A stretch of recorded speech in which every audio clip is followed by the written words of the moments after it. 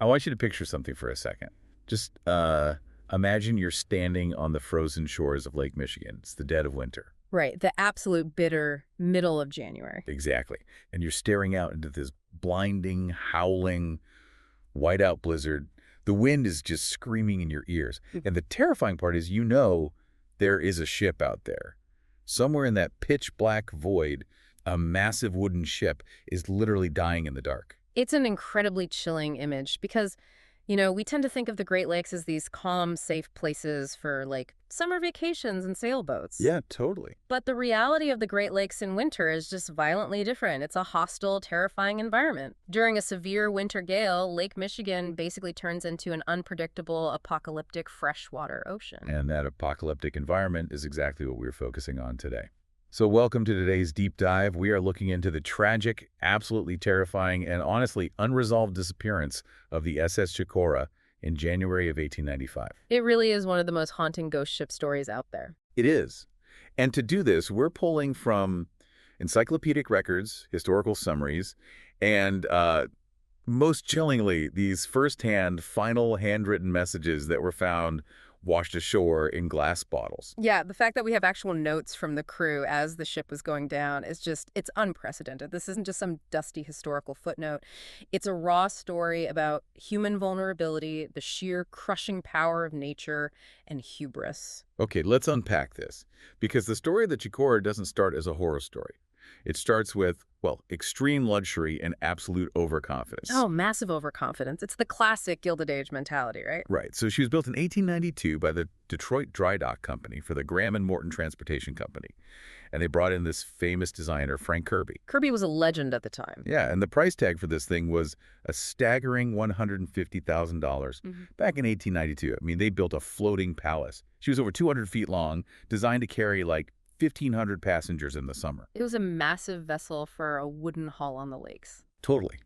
It had 56 private staterooms, a grand sweeping staircase, and this huge social hall that was finished entirely in solid, hand-carved mahogany. Plus, it was wired with 250 incandescent electric lights. Which, you have to remember, was cutting-edge technology back then. A ship glowing with that much electricity would have looked like a miracle. Exactly. But here's where I have to push back on the history a bit. Because reading these summer specifications, it sounds like they built a floating luxury hotel, right, like a massive summer party boat, and then they just assumed it could double as an icebreaker in January. Was that even normal? Well, what's fascinating here is the economic pressure of the era. You just didn't let a $150,000 investment sit tied up at a frozen dock for 5 months out of the year. Yeah, that makes sense financially, I guess. Right. So Kirby, the designer, theoretically accounted for the winter weather. The Chicora was built with specific winter modifications. It wasn't just a fragile pavilion. Okay, so it had some armor. Exactly. The outer hull had this specially stout 6-inch thick oak planking. It was literally designed to act as a physical battering ram against surface ice. Plus, it had 3 waterproof compartments in the hold. They called her the Queen Mary of the Lake. Which is an insane title for a ship that ends up disappearing completely. But the real illusion of invincibility wasn't the oak planking, was it? It was down in the engine room. Oh, absolutely. The mechanical power of the Chicora was terrifyingly massive. We're talking about a triple expansion steam engine capable of generating 2,500 horsepower. Wow. Yeah, it had these huge 54-inch cylinders. This engine could push that heavy wooden hull to 15.5 knots, which is incredibly fast for an 1890s freighter. Right, and when you have that much industrial muscle underneath you, vibrating the entire ship, it does something to your psychology, doesn't it? Yeah. It completely blinds you. When you stand on the bridge, commanding 2,500 horsepower, effortlessly carving up summer waves, your risk assessment shifts. You start to view the lake not as this dominant lethal force, but just as a minor obstacle that your machine can simply bulldoze through. You feel like a god on the water. And that machine performed flawlessly at first. She made these record-breaking runs in the summer. And that flawless record basically sealed their fate because it led directly to the failed decision to test this mahogany palace against the frozen gales of January. They assumed the lake was conquered, which is always the first mistake. Always. So let's move to the winter of 1894 into 1895. The ship has been stripped of its summer glamour and put on a brutal routine freight route between Milwaukee and St. Joseph, Michigan. Right, hauling cargo, not tourists. Exactly. And on Monday, January 21st, 1895, she leaves Milwaukee bound for St. Joseph. Yeah. Her cargo is just entirely mundane, tons and tons of flour. And this is where the human element gets really haunting. The souls on board. Yes. I noticed this chilling discrepancy when I was going through the source records. Some of the initial reports claim there were 21 crew members and 1 passenger. But other historical summaries confidently state there were 24 total lives lost. That's the eerie reality of these total loss shipwrecks. When a ship vanishes completely, with 0 survivors, even the memory of exactly who was on board starts to blur. Yeah, it's just they're erased. Completely erased. Transient dock workers or family members might have bought a cheap off-season ticket at the very last second without any formal paper trail. So the families are left not even knowing for sure if their loved one was in that frozen water. God, they're so bleak. But here's where it gets really interesting. And by interesting, I mean absolutely horrifying. They depart Milwaukee under standard winter conditions, but the trap springs incredibly fast. The weather shifts violently. Violently. The barometric pressure drops out of nowhere, and this severe cyclonic blizzard descends on the lake. We're talking gale-force winds.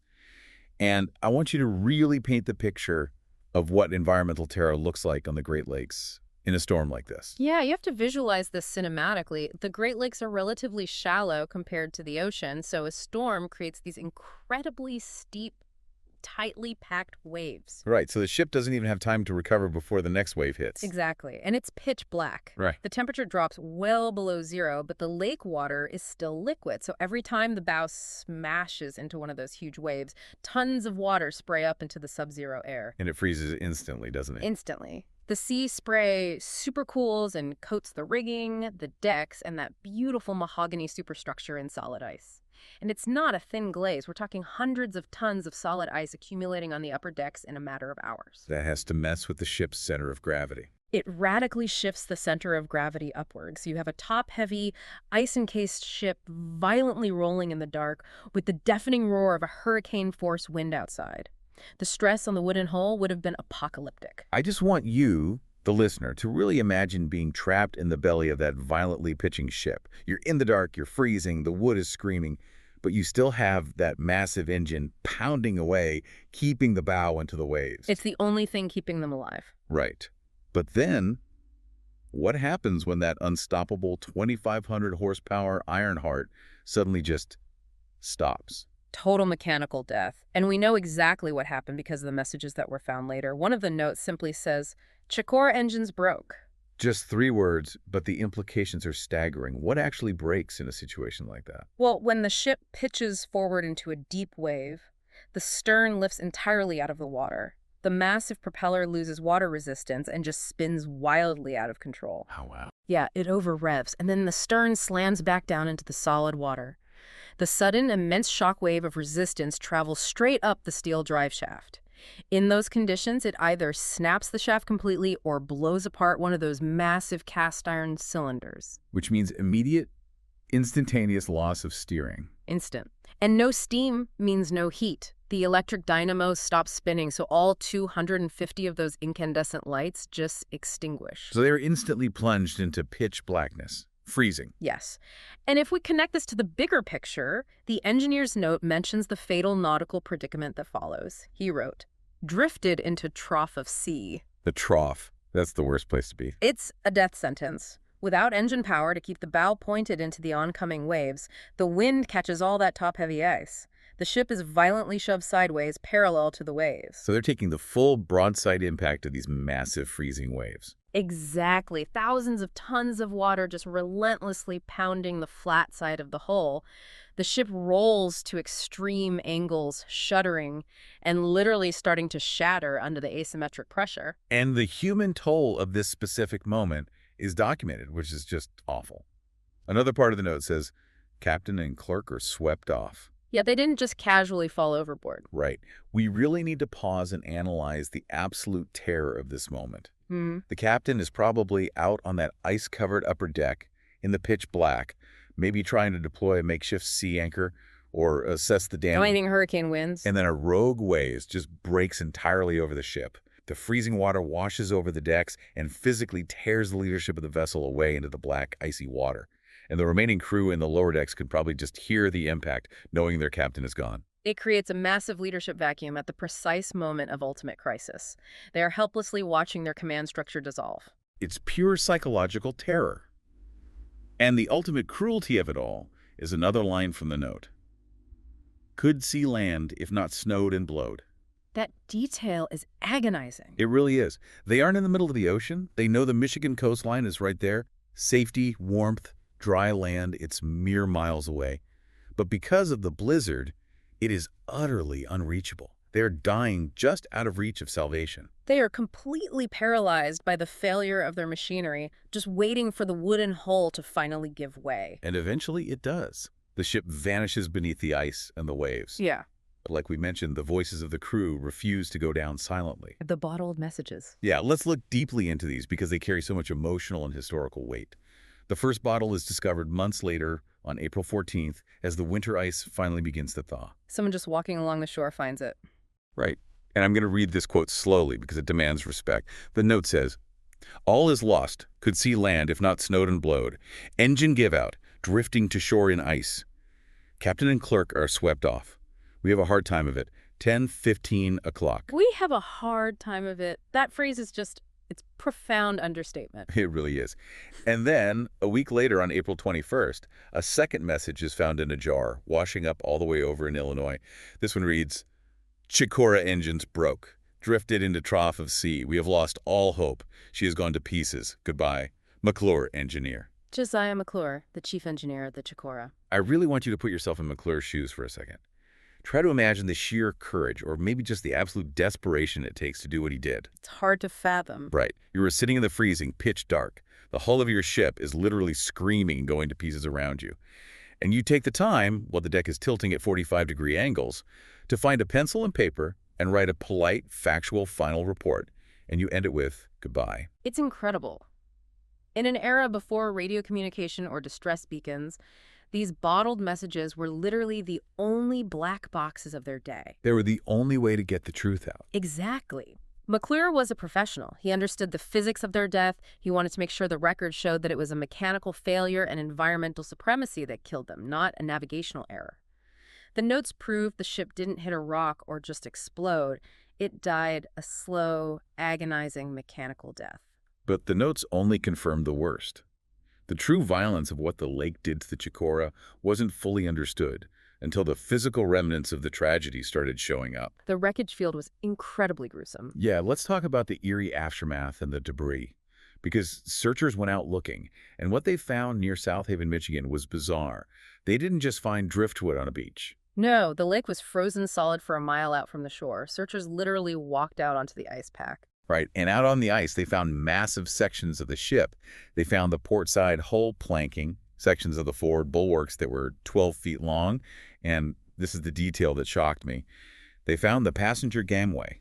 A solid mahogany staircase. Yes. The violence required to do that is hard to process. You have to imagine a wave hitting the ship with enough hydraulic pressure to breach the hull, rip a heavy mahogany passenger gangway off its internal mountings, and then physically throw it out of the ship and land it on top of a frozen ice floe a mile from shore. It's an environmental meat grinder. The ship wasn't just sunk, it was systematically exploded from the inside out by the crushing force of the water and the ice. Which brings up one of the most chilling details in all the source material, a sighting that changes the whole timeline. The January 23rd sighting. Yeah.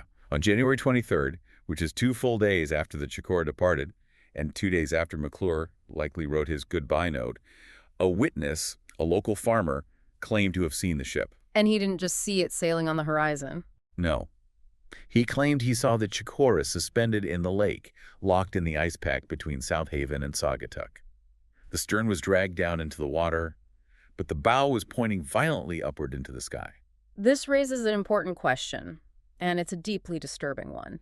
Did the ship actually freeze in a semi-sunk position? Like a giant tombstone just bobbing there. Exactly. Based on the compartmentalized hull, it's possible the engine room flooded, dragging the stern down, but the forward waterproof compartments held just enough air to keep the bow afloat, and the rapid accumulation of the ice pack just clamped the dying ship in place. So if that's true, it means a towering, ice-covered mahogany monolith was just sitting there in the freezing water for days. Yes. And the horrifying follow-up question is, What was the status of the crew on the 23rd? Right. Were they already gone? Did they succumb to hypothermia in the dark right after the engine failed?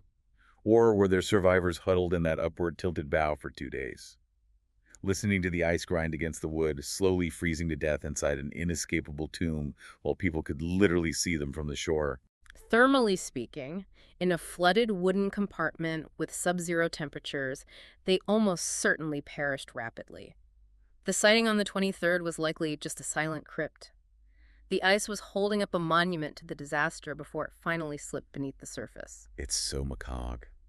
But the physical ship being gone wasn't enough for the local communities. They found a way to make sure the legacy of the wreckage stayed in their daily lives. The flagpole in Douglas, Michigan. Yes, the flagpole. This detail is so haunting. Mm. So salvage crews eventually pulled the massive wooden masts of the Chicora off the ice, and the town of Douglas took them. But they didn't put them in a museum behind glass. No, they sank them right into the ground in the town square. They repurposed the actual masts of the destroyed ship into a municipal flagpole. I mean, we really have to discuss the eerie nature of this. Every single day, someone in that town raised a flag on the exact same piece of wood that absorbed a Great Lakes hurricane. The same wood that resonated with the deaths of 24 men? Exactly. You're tying a halyard to a haunted artifact.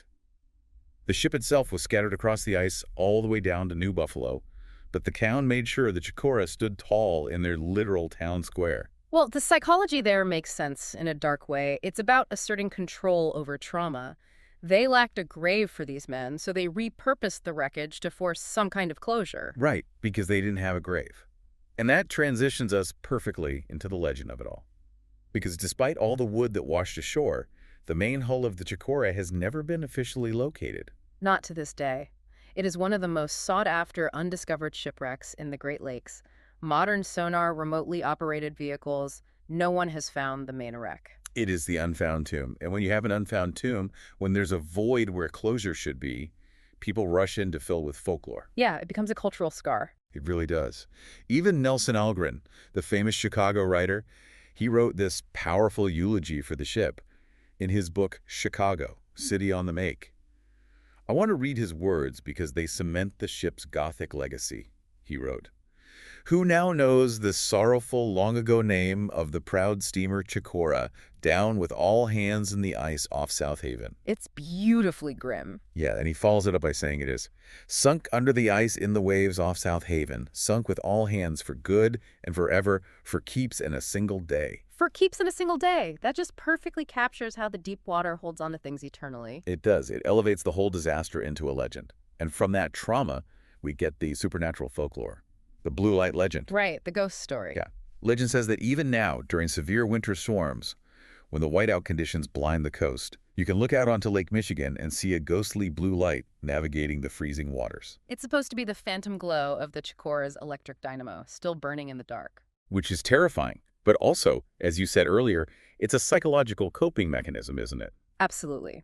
Humans create ghost stories to cope with mysteries that have no neat ending.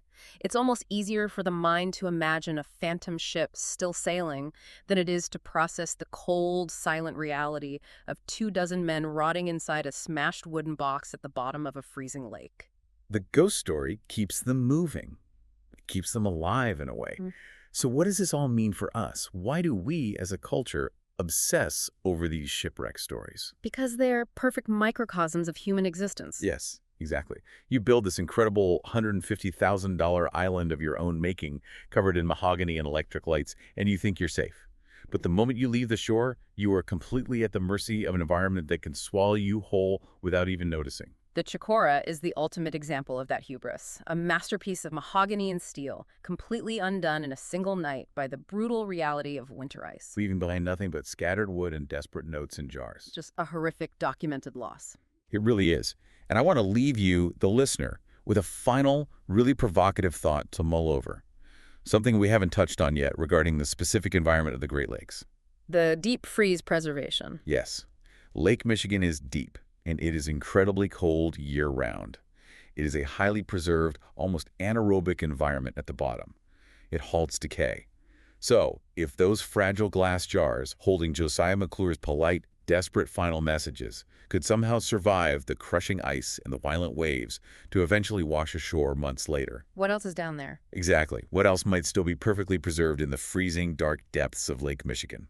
Down there in the blackness, untouched since January of 1895, just waiting for our sonar to finally brush across its hull. Think about that the next time you look out over the water. Thank you for joining us for this deep dive into the lost Chicora. Stay safe out there.